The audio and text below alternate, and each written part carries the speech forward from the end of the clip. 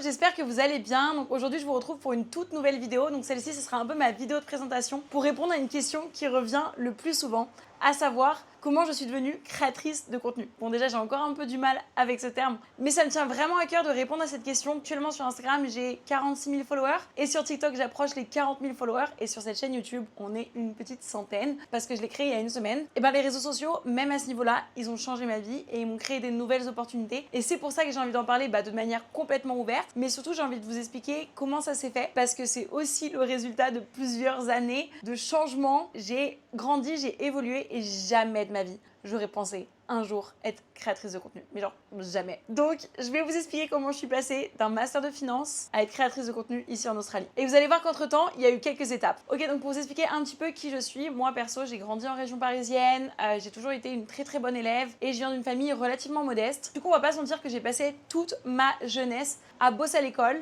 pour être une bonne élève et pour essayer de me sortir, on va dire, de ma situation familiale. Sachant que, du coup, j'ai réussi à entrer à Dauphine. Du coup, j'ai fait le master CCA, donc j'ai fini dans les premières de la promo. Et voilà, genre, à ce moment-là, j'étais persuadée que ma vie, elle était tracée et que ça allait justement suivre le domaine de mes études. Sauf que c'est vrai que je m'en rendais pas forcément compte quand j'étais à l'université. Et au fur et à mesure que je fréquentais les gens et je voyais à quel point ils étaient déterminés, à quel point ils voulaient aller dans cette banque d'investissement, etc., je me suis dit, oula, moi, ça résonne pas du tout avec ce que j'ai envie de faire. Je suis un petit peu perdue. Donc j'ai fini mes études et en parallèle, pour ceux qui me connaissent déjà, j'ai fait donc des stages chaque année, donc en finance, en vente, etc. Et j'ai jamais adoré ce que je faisais. Et j'ai même fait pendant mon master 2 ans d'apprentissage dans une très grosse boîte du CAC 40. Voilà. Et j'ai détesté. Vraiment, enfin, j'ai bien aimé. Non, en fait, j'ai détesté. En fait, je me suis rendu compte à ce moment-là que je ne voudrais pas de ma vie bosser dans une grosse corporate comme ça parce que je trouvais qu'il n'y avait aucune individualité. Il faut savoir que du coup, mon état d'esprit à ce moment-là, quand je bosse en apprentissage, quand je fais des stages, je suis quelqu'un d'encore un peu réservé. Alors, je ne le suis pas du tout dans la vie personnelle, mais au travail, je suis assez réservée. J'ai toujours peur de faire des erreurs dans mes messages, dans mes mails. J'ai toujours peur de déranger les gens. Je suis pas du tout à l'aise avec moi-même. Sauf qu'en parallèle, j'ai un peu comme cette double vie où les 2 mois restants d'été, eh ben, je pars faire promotrice de soirée depuis que j'ai 19 ans jusqu'à mes 25 ans, donc jusqu'à l'année dernière. Et au final, là, je suis une personne complètement différente. Et voilà, c'est pas du tout un job où j'ai besoin de bien me faire voir, où j'ai besoin de rentrer dans des normes. C'est juste un job où c'est toi, ta personnalité qui fait que tu vas convaincre les gens à acheter des soirées et à venir toute la semaine. Et c'est un vrai exercice de vente parce que du coup, tu fais booker les gens directement avec l'application sur ton téléphone. Donc, depuis mes 19 ans, j'aborde les gens sur la plage et je leur vends des soirées. Je switch en anglais, en français, en espagnol et je passe mon temps à interagir avec des gens du monde entier. Et c'est là où je me suis rendu compte que pour le coup, j'étais pas du tout une comptable ni une financière et que ce que j'aimais en fait, c'était les relations clients. Donc après avoir fait mes 2 ans d'apprentissage, avoir commencé rapidement un CDI en cybersécurité, j'ai décidé que je voulais tout arrêter et de faire une année où j'allais que me consacrer au promoting de soirée et donc être vraiment manager, recruter, former, entraîner. Je me suis aussi beaucoup éduquée sur la vente, sur des techniques de vente pour vraiment être la meilleure et avoir la meilleure équipe. Et là, je commence déjà à me dissocier beaucoup de tous mes potes de master, de tous mes potes de Dauphine qui ont des jobs de malade dans des banques d'investissement de malade. Moi, je suis devenue officiellement promotrice de soirée. Pas du tout la même vibe. Et quand tu es promotrice de soirée comme ça pendant une saison d'été, en fait, le reste de l'année, en hiver, tu prépares ta saison. Donc, je pars à Bali et je continue à rencontrer du monde, je continue à recruter. Je commence tranquillement, en fait, à faire des petites vidéos par-ci, par-là pour montrer ma vie à Bali. Et puis après, quand je reviens à Barcelone, je commence à vraiment être plus à l'aise sur TikTok.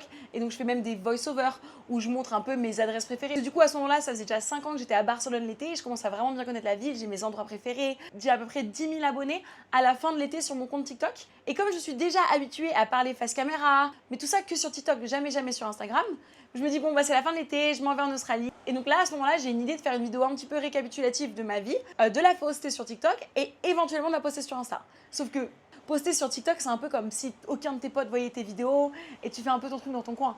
Mais quand tu postes sur Insta, ça veut dire que je dois assumer les vidéos que je poste. Et là, le step mental, il a été tellement important pour moi. J'étais en mode, t'es sûr Noémie, genre tu veux vraiment poster cette vidéo sur Insta, genre faire un voice-over sur Insta, c'est quelque chose quand même. Et je me dis, bon, tu sais quoi, tu retourneras jamais en corporate, tu retourneras jamais en consulting. À ce moment-là, ça fait déjà 2 ans que du coup j'étais full freelance en tant que commercial. Le commercial est donc promotrice de soirée. Et je me suis dit, bon qui ne tente rien à rien. Et c'est là où j'ai posté la vidéo. La vidéo où je me suis présentée. Et là, j'ai reçu 3000 abonnés en une nuit. C'est-à-dire que je l'ai posté la veille de mon départ pour l'Australie. Je suis partie en Australie avec peut-être 6000 abonnés, je sais plus, un truc comme ça. Et je me suis dit, ok, il y a un truc. Sauf que dans cette vidéo, j'avais dit que j'allais partager mon expérience. Et donc j'étais en mode, ah ouais, mais en fait là, j'ai plus le choix. Et donc du coup, je me suis laissée prendre au jeu et pendant mes 45 premiers jours d'Australie, j'ai partagé un vlog tous les jours expliquant comment ça se passait, les nouvelles rencontres que je faisais, mon nouveau job, etc. Et donc au fur et à mesure, j'ai continué à partager ma vie en Australie de manière complètement innocente sur ce qui se passait. Et très rapidement, j'avais aussi trouvé le job chez Happy Travel ici en Australie, où j'étais devenue agent de voyage. Et le concept de chez Happy Travel, c'est que comme tu bosses dans une agence de voyage, on t'accommode quand même beaucoup pour que tu puisses toi aussi voyager et profiter des activités qu'offre l'Australie. Et donc je commence à beaucoup voyager, je commence à beaucoup organiser mes emplois du temps en fonction aussi des trips que je vais faire pour pouvoir découvrir l'Australie, parce que moi de base à ce moment-là, je veux toujours rentrer en Europe, faire une autre saison d'été. Donc je suis en mode, il faut vraiment que je profite à fond de l'Australie. Et je commence à faire plein d'activités. Après je reviens à Sydney, je bosse un peu, je repars. Et en même temps, je fais plein de vidéos où je vous partage mon expérience. Et là, ça fait que monter et je me rends compte que les gens me contactent, qui me demandent des conseils, ou ils veulent que je leur organise leur road trip en Australie. Et là, je me dis, il y a un truc. Du coup, je contacte Happy Travel, donc vraiment les CEO. À ce moment-là, ça faisait 3 mois que j'étais dans la boîte. Et je leur dis, écoutez, je pense qu'on pourrait monter la branche française de Happy Travel. J'ai de l'expérience pour le faire. Je suis sûre que je peux y arriver.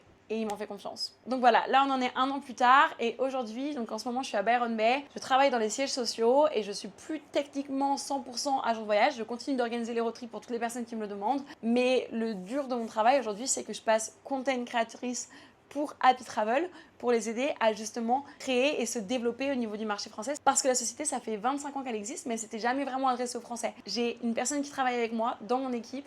Et en fait, c'est les réseaux qui m'ont permis de me rendre compte qu'il y avait une opportunité, qui m'ont permis de me développer au fur et à mesure. Et depuis, ça explose et j'ai de la demande tout le temps. Et en vrai, quand je pense à tout ce qui s'est passé cette année 2024, j'aurais jamais imaginé que ça puisse arriver. Et quand je regarde en arrière, je me dis qu'en fait, ok, j'ai jamais voulu devenir créatrice de contenu.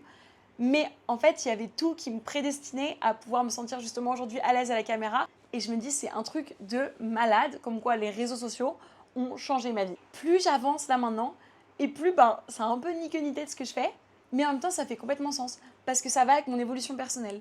Et au final, aujourd'hui, la chose qui me rend la plus heureuse, c'est d'avoir un projet, d'avoir mon ordi, de pouvoir noter toutes mes idées, de pouvoir les mettre en place, d'essayer de recruter des gens pour m'aider, de pouvoir m'exprimer.